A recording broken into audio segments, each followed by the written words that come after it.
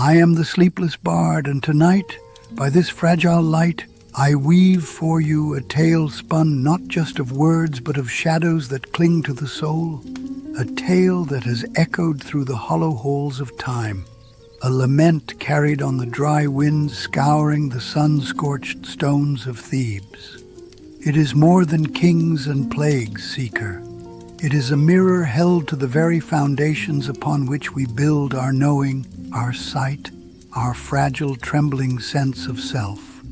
Tonight, we tread the darkening, inevitable path of Oedipus, king of Thebes, where hubris and destiny entwine like strangling vines. Imagine, if you will, a city gasping beneath an invisible yoke, Thebes. Once proud, her towers scraping a defiant sky, her fields golden promises, now broken. The sweet breath of infants turns to the rasp of death rattles in narrow streets. The golden grain withers untouched beneath a merciless sun. The hearth fires, those small beacons of life, gutter low as the cold, damp hand of pestilence tightens its grip. The very air hangs thick, seeker, a miasma of decay. The sweet, sick stench of unburied dead mingling with the incense of desperate prayers offered at altars grown cold. Hope, that flickering ember, seems drowned in despair. And they came to him, their chosen king, Oedipus, the man who had stood tall before the riddling terror, who had answered the Sphinx's impossible challenge with a single word that shattered her monstrous power. Man. He walked among them then, a savior bathed in borrowed light, crowned not just by gold but by their desperate gratitude. Now they cling to his robes like drowning men clutching driftwood in a storm-tossed sea, their voices a ragged chorus of despair rising from the dust. Save us again, Oedipus. Find the source. Unravel this blight that devours us. And he, world-honored Oedipus, bearing the weight of their trust, like a crown heavier than any diadem of precious metal, felt the iron weight of kingship settle upon his shoulders. He had solved the Sphinx. He would solve this. He sent Creon, his queen's own brother, bound by blood and duty, on the arduous journey to Delphi's sacred cleft, to kneel on trembling knees before Apollo's shadowed throne, amidst the fumes rising from the earth's very breath, and demand an answer from the God who sees all. What festered in Thebes' heart? What sin, ancient or new, cried out from the blood-soaked earth for cleansing? What had they done to invite the gods' terrible turning away? Creon returned. Dust coated his sandals. Weariness etched his face, but it was the burden he carried, the weight of prophecy, that truly bowed him. He stood before the assembled elders, before his king, his voice tight, a string pulled near to breaking. "The God speaks," he declared, the silence pressing in like a physical force. "An unclean thing hides within our walls, nurtured in our very midst, the blood of Laius, our old king, slain long ago on the road to Delphi by unknown hands. That blood cries out, it stains our soil, it poisons our wells, it rises like a vapor to choke the life from us. Apollo demands justice, until the murderer is found, dragged into the harsh light, cast out beyond our borders like refuse, or made to bleed upon the very earth he defiled. The plague will feast, it will not cease, it will not relent." Oedipus, the solver of riddles, the breaker of monsters, took up this new, terrifying enigma with the fierce determination that was his hallmark. Hear the iron in his voice as he commanded Thebes, his gaze sweeping the terrified faces. "Speak!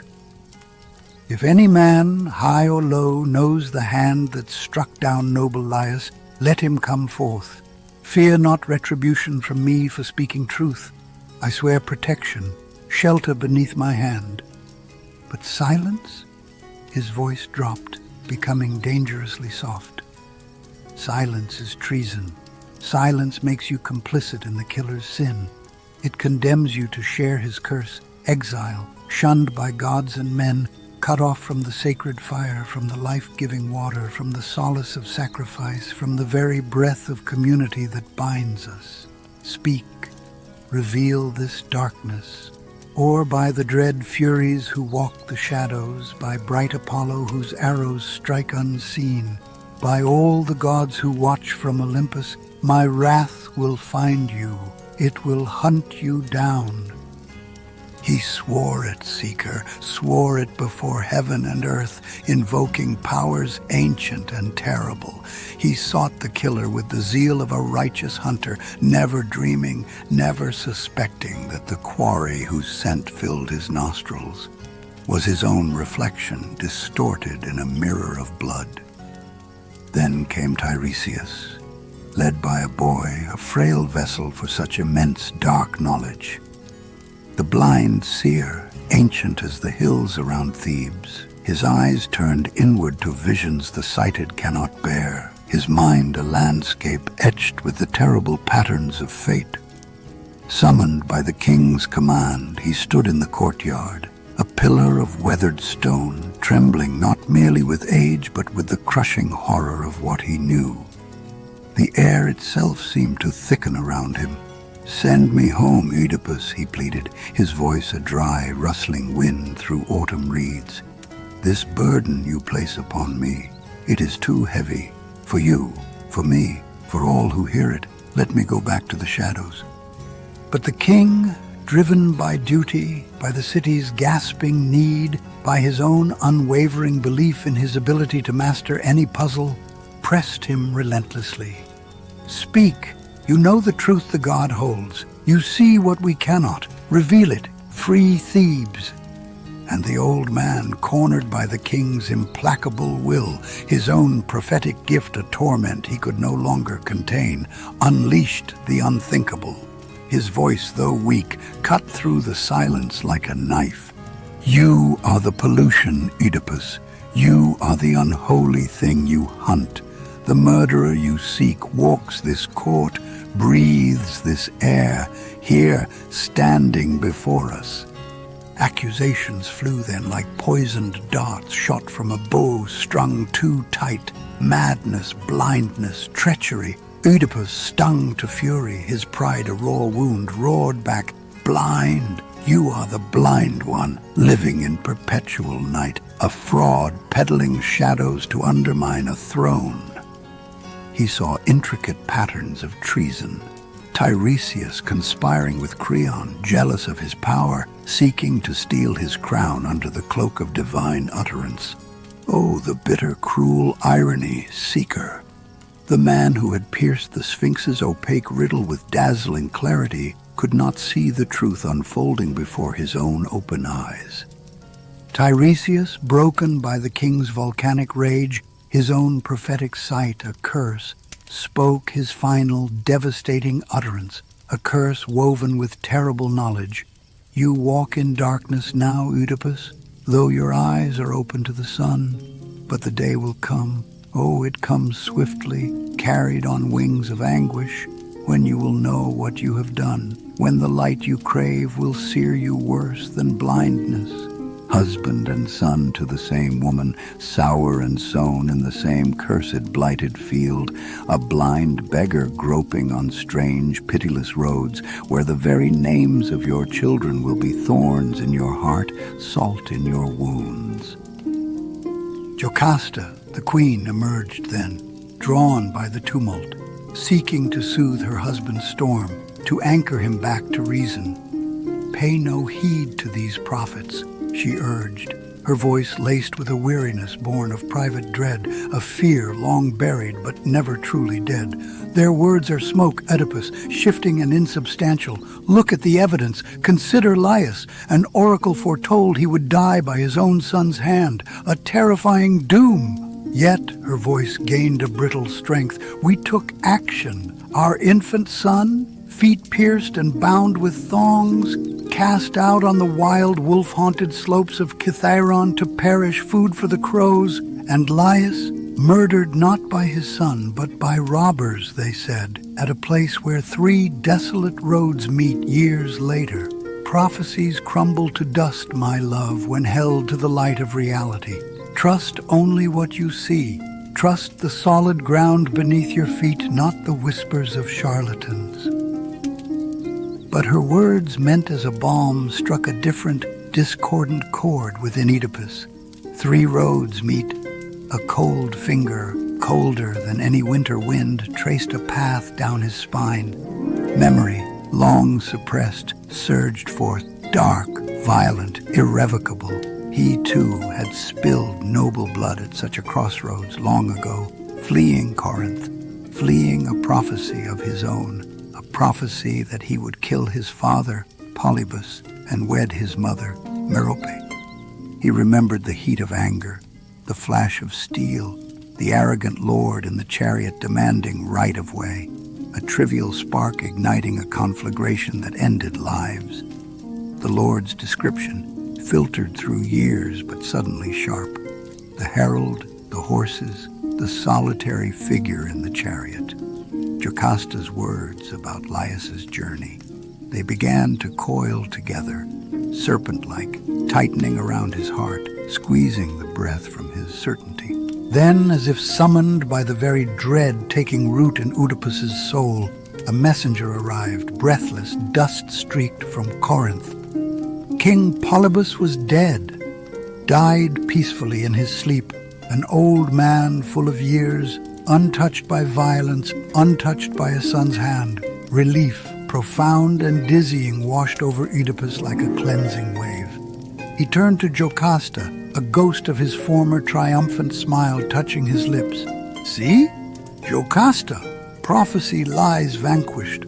My father sleeps safe in his tomb beyond my reach. The dread shadow of patricide, dispelled by the simple truth of time. Yet even in this relief, a darker shadow lingered. The monstrous other half of the prophecy, the unthinkable union with his mother. The Corinthian messenger, perhaps sensing this lingering fear, perhaps simply eager to deliver all his news, sought to ease the king's mind completely.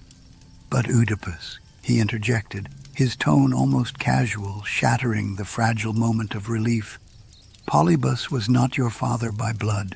You were a foundling, a gift of the mountains, given to him and Merope in their childless sorrow. I took you myself, the messenger continued, oblivious to the earthquake his words were triggering. A babe with feet cruelly pierced and swollen, from a shepherd on Mount Kithaeron, a shepherd who served in the flocks of King Laius.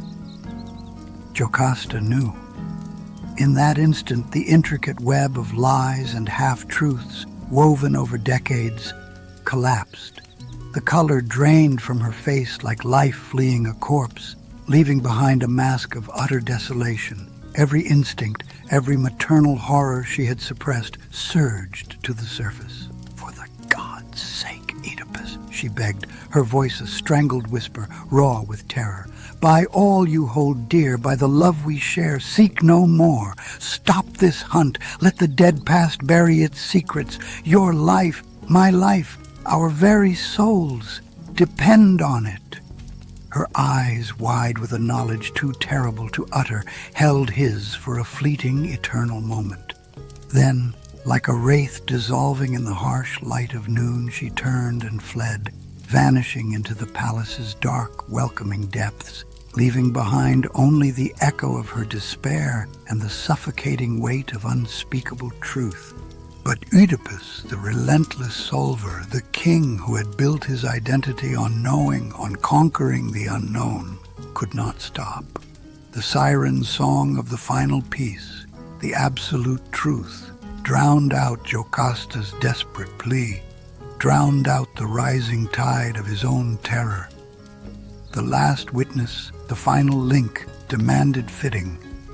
The old Theban shepherd, a man broken by years of solitude and the weight of his secret, was dragged before the throne. Threats of torture, of pain beyond imagining, hung in the air, thick as the plague's miasma. Broken, weeping, the truth finally spilled forth from his cracked lips, a dark, unstoppable river breaching its dam after a lifetime of pressure. He confessed his disobedience. He had taken the tiny wounded prince, the son cursed by prophecy to kill his father, from the hands of a weeping, terrified queen. He had not cast him from the cliffs as commanded. Pity, a frail human thing, had stirred in his heart for the tiny, suffering thing. He had given the babe away to this very Corinthian messenger now standing in the court. That babe, feet mangled by the cruel pin, was Oedipus. Laius, slain at the crossroads, was his father. Jocasta, who had just fled in despair, was his mother. The queen he cherished, the mother of his children, was the womb from which his cursed life had sprung. The world stopped.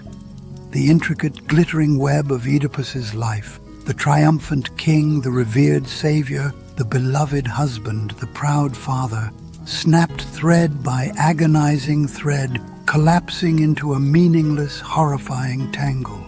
The riddle he had spent his life solving was the riddle of his own existence, and the answer was an abomination. He was the pollution-choking Thebes. He was the killer whose blood guilt summoned the plague. He was the man who had slain his father. He was the husband who shared his mother's bed. The prophecies, like relentless hounds baying in the night, had tracked him down across the years, across mountains, across his own desperate denials. Apollo's unseen arrows, guided by a fate as inexorable as the turning stars, had found their mark in the very center of his being. The plague's source lay not in distant malice, but in his own unknowing, polluted heart. He rushed into the palace, a man pursued not by men but by the furies of his own making, shrieking in the silent corridors of his mind. What he found within the queen's chambers. Seekers, even by this forgiving firelight, the telling chills the blood to ice. Jocasta, his mother, his wife, the architect of his initial salvation and his ultimate ruin, hung from a noose of her own weaving. Not rope, but the rich embroidered girdle of her queenship, twisted into a final, desperate embrace with death, the silken cord of her despair. And Oedipus, the man who saw too late, whose brilliant sight had been his greatest deception, stood before this ultimate horror. He tore the long gold pins from her robes, pins that once held the mantle of her power, symbols of the life they had built on lies.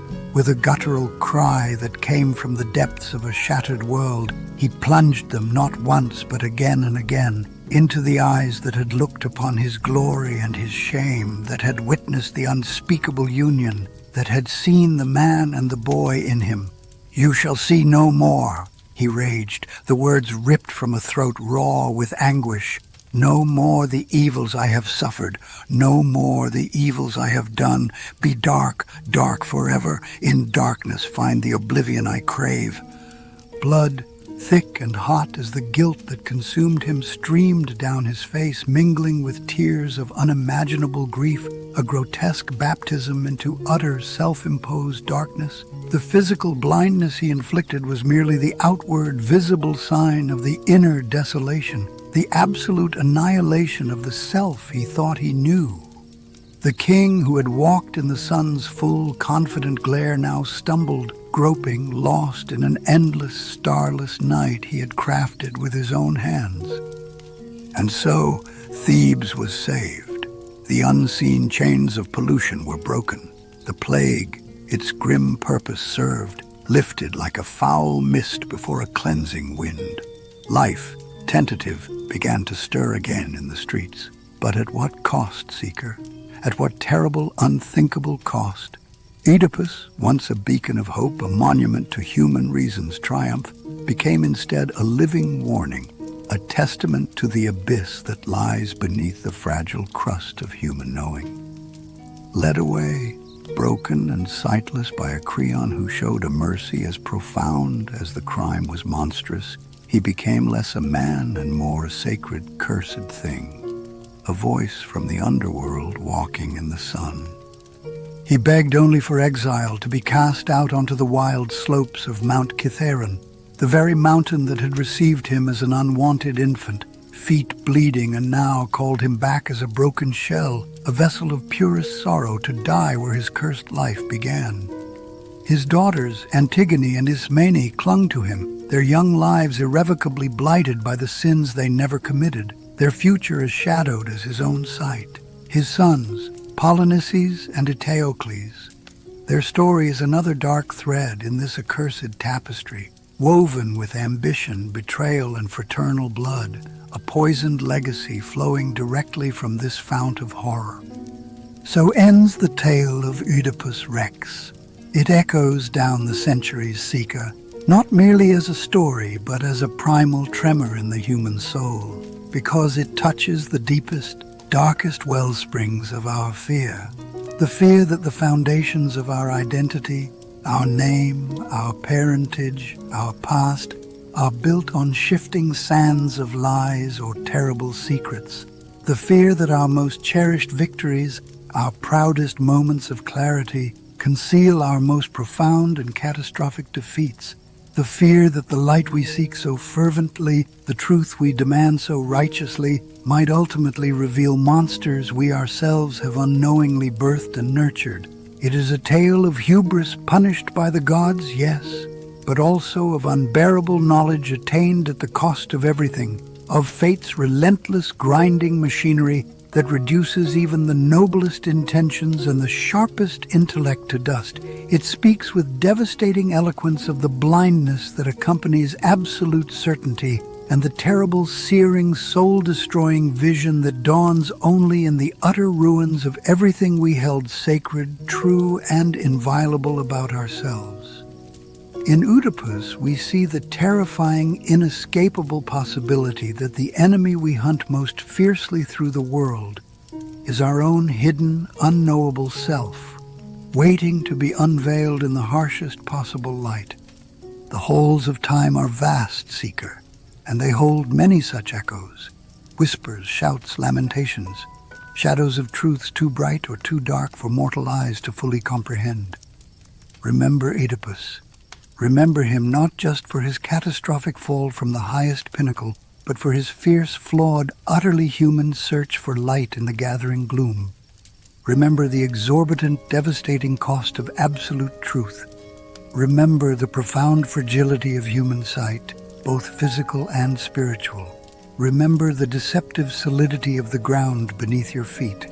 And remember, as the night deepens around you, wrapping you in its velvet silence, that even in the darkest hour, the human spirit, broken, blindfolded, stumbling towards an uncertain horizon, still possesses that irrepressible, terrifying urge to reach for understanding, to demand why, even when the answer might shatter the world.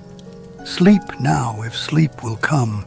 May your dreams be lighter than his. May your path be illuminated by gentler stars, and may the truths you uncover along your own journey bring wisdom and peace, not the desolation that settled over Thebes like a shroud. The fire dims, its warmth fading. The tale is told. Rest, seeker, rest. The darkness holds its own kind of mercy.